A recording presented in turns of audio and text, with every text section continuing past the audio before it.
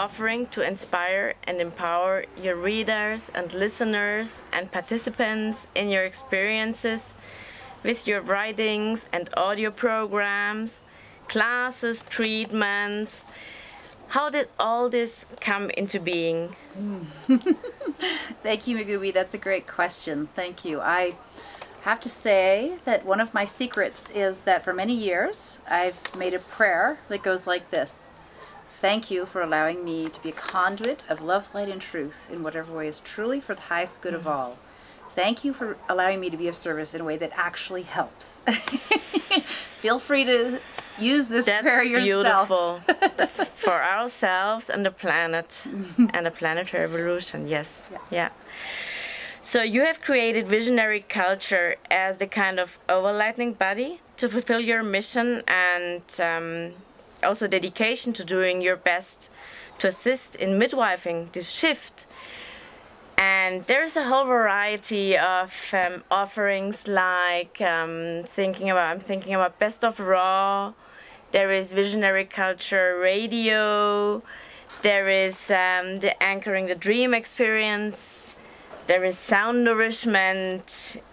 Would you like to kindly introduce us, presenting them, and also telling us what is most important for you now in this moment? Thank you. Yes. I started with this particular series of work by producing the Raw Spirit Festival in 2007. The founder of the festival, Happy Oasis, asked me to come on board to help move it from the 2,000 level to the 2,200 person level. That's amazing. And so because of my film background, I have, that's one of the reasons I have a large capacity for, producing events and making things happen on that level. And from there, I created the Raw Spirit Show, it was called at that time, to help promote this new event. And people liked it so much that they basically commanded me to continue. They're like, Laura, you don't have a choice. You must do this radio show again. And so the radio show, as I moved away from the festival, I started doing it as Raw Inspirations, which is also the name of my blog, where I often post my raw classes or anything of news in the raw foods world, or really anything that's important to me. That's my main blog site, rawinspirations.com. So the radio show was called Raw Inspirations. And then I started realizing that my work actually is larger than only the raw foods movement. The raw foods is a very important piece of what we're doing. Adding more raw plant foods to our diet, whether people are going to become all raw or not, has ecological and health implications, which are really important for us to grasp at this time. And so when I was realizing that I wanted to expand the container, the word visionary culture came to me, and the work of visionary stewardship, Anchor the Dream, and collaborative visioning as a set of new paradigm tools and technologies for really helping communities and groups learn to work together and to thrive individually and collectively, so that we can all show up and do our gifts on the planet. That's what came through subsequently. It had started coming through before the Raw Spirit Festival in the form of Anchor the Dream.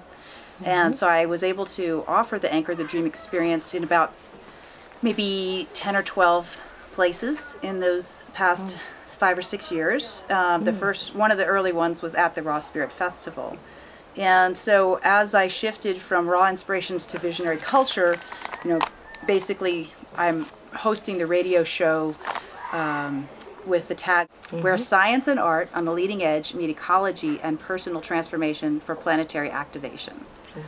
So the kinds of people I have on the show include people who are making new inventions, or perhaps there's healers, or people who are into raw foods, musicians who have a message of consciousness, anyone who's doing something in ecology or permaculture, things like that. I really enjoy having these types of conversations, and I think my enjoyment of the conversation is part of what makes it successful, because people love listening to me speaking with people that I'm passionate on the topic.